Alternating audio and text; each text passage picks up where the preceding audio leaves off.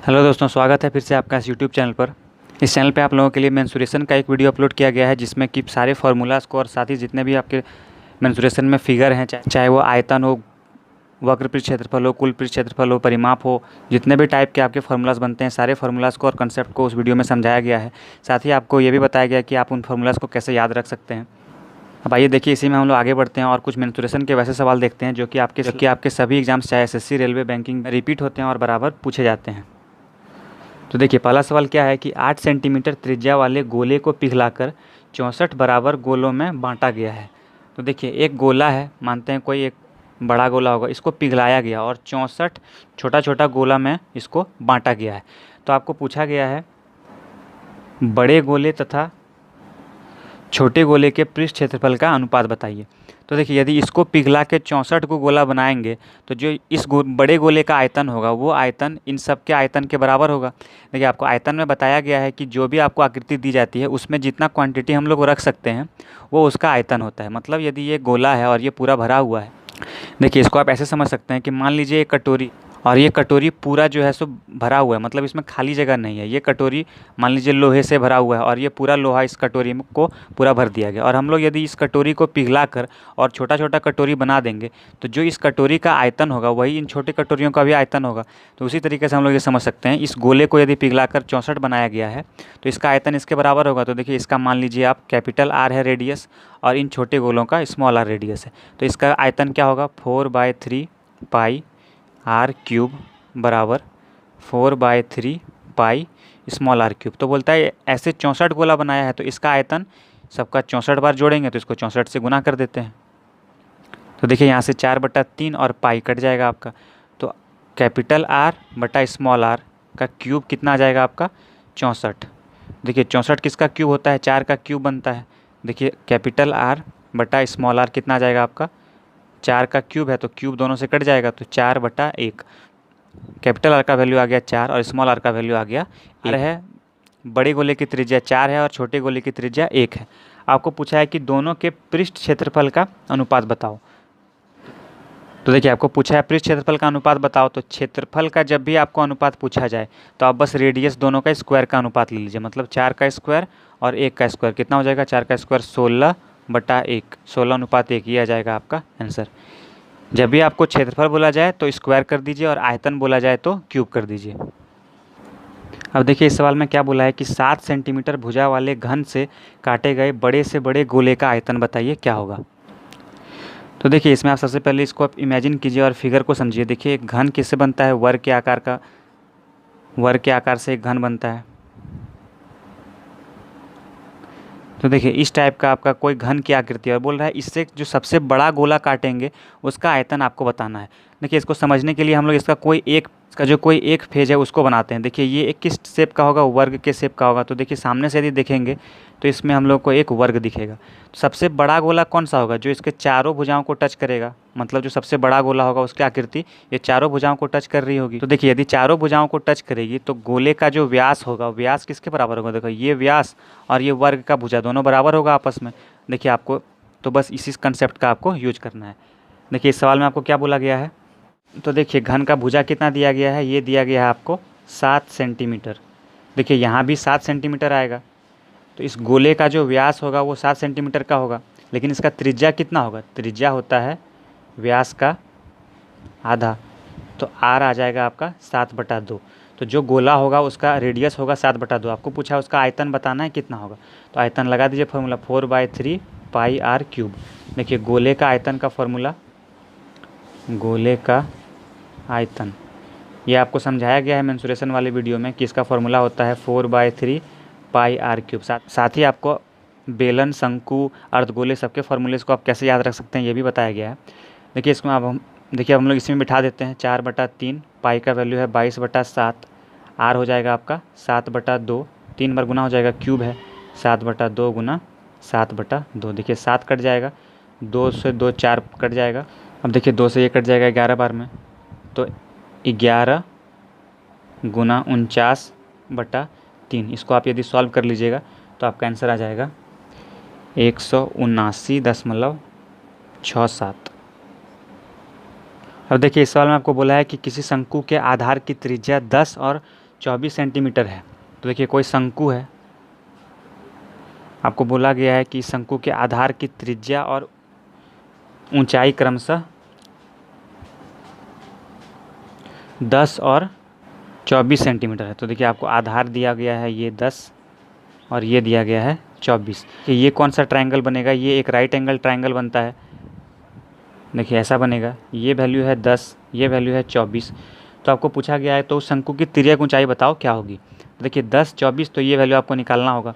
इसका फॉर्मूला आपको पता है, दोनों का स्क्वायर करके हम लोग जोड़ देते हैं। इसको आप लोग आसानी से बनाने के लिए क्या कीजिए, यदि 2 से कट रहा है तो काट लीजिए, यदि ये नंबर किसी से भी कटेगा तो उसको हम लोग पहले सिंप्लीफाई कर देते हैं।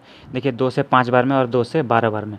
अब देखिए इसका वैल्यू कितना हो जाएगा, √12 का स्क्वायर प्लस 5 का स्क्वायर। तो 12 का स्क्वायर हो जाएगा 144 प्लस 5 का स्क्वायर 25। तो ये आ जाएगा आपका √169। 169 किसका स्क्वायर होता है, 13 का। तो ये आ गया 13, तो यहाँ पे आप 13 लिख दीजिए। देखिए सबको आप 2 से काटे हैं तो इसको आप 2 से गुना कर दीजिए। 13 गुना 2 हो जाएगा 26। तो 26 सेंटीमीटर ये आ जाएगा आपका, 26 सेंटीमीटर आपका आंसर। अब देखिए इस सवाल में क्या बोल रहा है कि 14 सेंटीमीटर ऊंचाई वाले सिलेंडर का आयतन, सिलेंडर किसको बोलते हैं, देखिए सिलेंडर बेलन की आकृति को बोला जाता है। देखिए आपको बोला है यदि 14 सेंटीमीटर ऊंचाई वाला जो सिलेंडर है, यदि 14 सेंटीमीटर है तो उसका आयतन एक घन के आयतन के बराबर है। घन का आयतन और दोनों का आयतन बराबर है तो दोनों का फॉर्मूला लगा देते हैं। बेलन का आयतन का फॉर्मूला क्या होता है, πr² बराबर घन का आयतन होता है भुजा का क्यूब कर देते हैं। आपको बोला गया है देखिए इसकी ऊंचाई है 14 सेंटीमीटर, तो 22/7 गुना r² गुना 14 बराबर a³ तो देखिए 11 सेंटीमीटर भुजा वाले घन, तो 11 का क्यूब कर देंगे, 11 गुना 11 गुना 11। देखिए 11 से कट जाएगा 2 बार में, 7 से कट जाएगा 2 बार में, 2 गुना 2 आ जाएगा 4। तो r² का वैल्यू क्या आ जाएगा, यहाँ पे है 11 का स्क्वायर बटा 2 गुना 2 है 4, तो मतलब 2 का स्क्वायर लिख देते हैं इसको। देखिए स्क्वायर दोनों जगह से कट जाएगा तो r का वैल्यू आ जाएगा 11/2। ये आपका आंसर।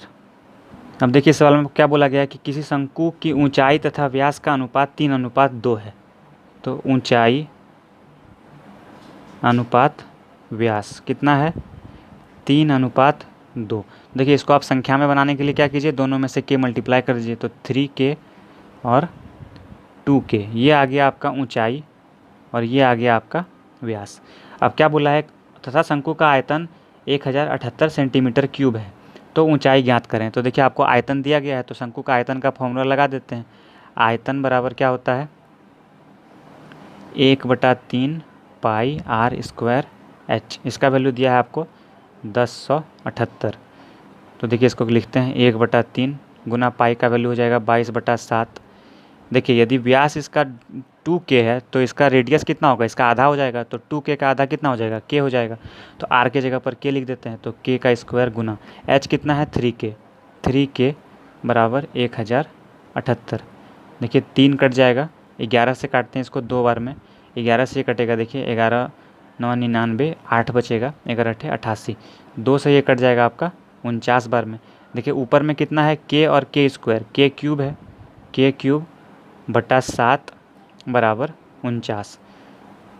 तो देखिए k³ बराबर क्या हो जाएगा, 49 गुना 7। देखिए 49 है 7 का स्क्वायर, तो 7 का स्क्वायर गुना 7 करेंगे तो 7 का क्यूब बन जाएगा, तो k बराबर 7। ये आपका आंसर। देखिए इस सवाल में बोला है कि एक बच्चा 6 सेंटीमीटर त्रिज्या और 24 सेंटीमीटर ऊंचाई वाले शंकु को एक गोले के रूप में परिवर्तित करता है। तो देखिए एक शंकु को क्या बना दिया, वो एक गोला में परिवर्तित कर दिया। देखिए शंकु को यदि हम लोग गोला में बना देंगे तो दोनों का आयतन बराबर होगा, तो मतलब हम लोग को दोनों का आयतन बराबर करना है। तो आपको पूछा है गोले की त्रिज्या बताएं, तो शंकु का आयतन क्या होता है, 1/3 πr² h बराबर गोले का आयतन क्या होगा, 4/3 पाई, इसका r हम लोग कैपिटल R से लिखते हैं, कैपिटल R³। देखिए r कट जाएगा, पाई भी कट जाएगा। देखिए शंकु का रेडियस और ऊंचाई आपको पता है, शंकु का 6 सेंटीमीटर त्रिज्या है तो 6 का स्क्वायर कर देंगे, तो 6 गुना 6 गुना h कितना दिया है, 24 सेंटीमीटर ऊंचाई है, तो 24 बराबर 4 गुना r³। तो देखिए 4 से कट जाएगा 6 बार में, तो r³, तो देखिए यहाँ आ जाएगा 6³ बराबर r³, तो क्यूब कट जाएगा, तो r बराबर 6। तो आपको पूछा है गोले की त्रिज्या क्या होगा, तो गोले का त्रिज्या 6 सेंटीमीटर। ये आपका आंसर। अब देखिए इस सवाल में आपको बोला है कि एक अर्धगोला और एक शंकु के आधार बराबर है। मतलब एक अर्धगोला दिया गया है और एक शंकु दिया गया है और बोला है दोनों का आधार बराबर है, मतलब दोनों का व्यास बराबर है। तो यदि व्यास बराबर है तो दोनों का त्रिज्या भी बराबर होगा। तो आपको पूछा यदि उनकी ऊंचाई भी बराबर हो, यदि उनकी ऊंचाई मतलब यदि इसका ऊंचाई लेंगे, इसका ऊंचाई तो आर ही होगा और इसका ऊंचाई कितना हो जाएगा, यदि ये आर है तो ये भी आर, दोनों की ऊंचाई भी बराबर हो तो उनके वक्र पृष्ठ का अनुपात बताइए। तो वक्र पृष्ठ का अनुपात कितना हो जाएगा, अर्धगोला का वक्र पृष्ठ, अर्धगोला बटा शंकु।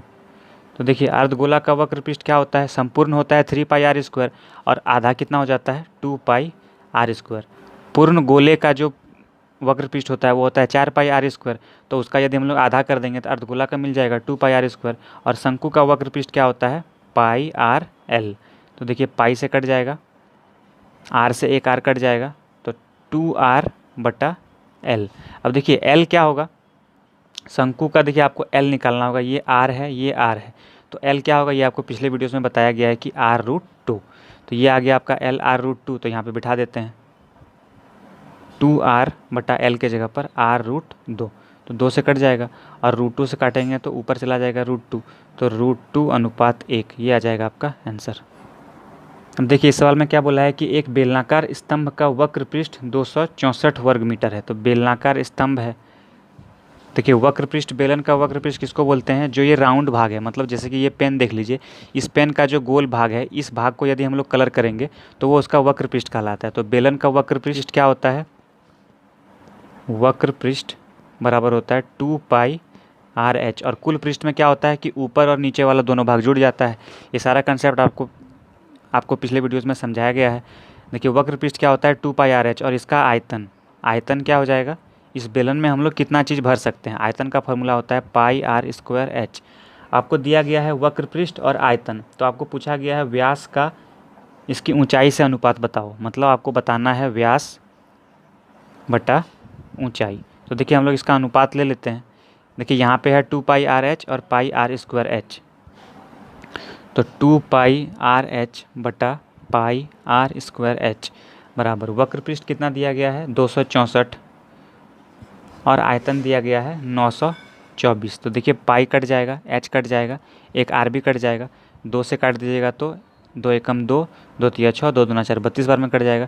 4 से काटिएगा तो 4 तिया 12, एक बचेगा 4 तिया 12, 4 से काटिए 4 दूना 8, एक बचेगा 4 तिया 12, 4 बचेगा 4 एकम 4। अब देखिए 33 है और 231 से 11 से काटते हैं, 11 तिया 33, 11 से कटेगा 11 दूना 22 और एक बचेगा 11 एकम 11, 3 से 1 कट जाएगा 7 बार में। तो r देखिए यहाँ पे एक r कटा था, एक r बचा है, 1/r बराबर 1/7। तो देखिए r का वैल्यू कितना हो जाएगा 7। तो आपको पूछा है ऊंचाई और व्यास का अनुपात, तो अभी आपको ऊंचाई निकालना बाकी है। तो ऊंचाई देखिए यहाँ से निकालते हैं, 2πrh बराबर कितना है 264। तो 2 से ये 132 बार में कट गया है। पाई का वैल्यू रखिए 22/7 गुना r निकल गया आपका 7 गुना h बराबर 132। तो देखिए 7 से कट जाएगा, 22 से ये कट जाएगा आपका 6 बार में। अब देखिए व्यास और ऊंचाई का अनुपात बताना है, तो व्यास कितना होगा, यदि r 7 है तो व्यास हो जाएगा r का डबल, मतलब 14 बटा ऊंचाई कितना है 6, तो 14/6 का अनुपात हो जाएगा 7/3। ये आपका आंसर। अब देखिए सवाल में क्या बोला है कि एक घन का आयतन 512 घन सेंटीमीटर है, तो इसके कुल सतह का क्षेत्रफल क्या होगा। तो घन का आयतन का फॉर्मूला क्या होता है, घन का आयतन होता है आयतन बराबर a³। तो a³ का वैल्यू दिया है 512, a³ बराबर 512, 512 किसका 8 का क्यूब होता है, तो 3 कट जाएगा पावर वाला, a का वैल्यू आ जाएगा 8। तो आपको पूछा गया है कुल सतह का क्षेत्रफल बताओ। तो घन का कुल सतह का क्षेत्रफल क्या होगा, कुल पृष्ठ क्षेत्रफल होता है 6a²। कि 6 गुना a² कर देते हैं, तो 6 गुना 8 8 64, 6 24 के 4 हाथ बच जाएगा 2, 6 36 और 2 38, 384 सेंटीमीटर स्क्वायर इसका आंसर। अब देखिए सवाल में क्या बोला गया है कि एक गोले की त्रिज्या एक अर्धगोले की त्रिज्या की 3 गुनी है।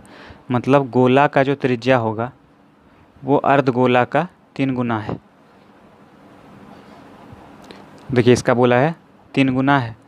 आपको क्या पूछा गया है कि उनके आयतन का अनुपात बताइए। तो देखिए यदि इसका हम लोग 1 मानेंगे, यदि अर्धगोला का 1 मानेंगे तो गोला का कितना हो जाएगा, इसका 3 गुना हो जाएगा, मतलब 3 हो जाएगा ये। तो इसका आयतन का निकालने के लिए आप देखिए, आपको बताया गया था, देखिए आपको पिछले क्वेश्चन में समझाया गया था कि यदि इस क्षेत्रफल पूछा जाए तो स्क्वायर कर दीजिए और आयतन पूछा जाए तो क्यूब कर दीजिए। तो आयतन पूछा गया तो 1 का क्यूब बटा 3 का क्यूब, तो आपका आ जाएगा 1/27। ये आपका आंसर। उम्मीद करते हैं ये सेशन आपके लिए हेल्पफुल रहा होगा। आपको ये क्वेश्चन कैसे लगे आप कमेंट करके बता सकते हैं, और आपके किन टाइप के सवालों में दिक्कत होता है ये भी आप कमेंट कर सकते हैं। देखिए इस चैनल पे मेंसुरेशन का जो वीडियो डाला गया है जिसमें सारे फॉर्मूलाज़ को अच्छे से समझाया गया है, उसको आप ज़रूर देखें। साथ ही इसमें टाइम एंड वर्क का कंप्लीट सीरीज चल रहा है जिसके 3 वीडियोस अपलोड कर दिए गए हैं, तो आप उनको देख सकते हैं। टाइम एंड वर्क का कंप्लीट सीरीज में हम लोग कंप्लीट टाइम एंड वर्क को सीखेंगे, साथ ही जितने भी टाइप के सवाल पूछे जाते हैं सबको देखेंगे। इस चैनल पे ग्रुप डी और जीडी के लिए भी बहुत सारे प्रैक्टिस सेट अपलोड किए गए हैं, तो आप उनको देख सकते हैं। साथ ही आपको नंबर सिस्टम का यूनिट डिजिट का भी प्लेलिस्ट मिल जाएगा जिसमें यूनिट डिजिट का पूरा कंसेप्ट अच्छे से समझाया गया है और आपको उसमें सारे टाइप के क्वेश्चन कवर किए गए हैं।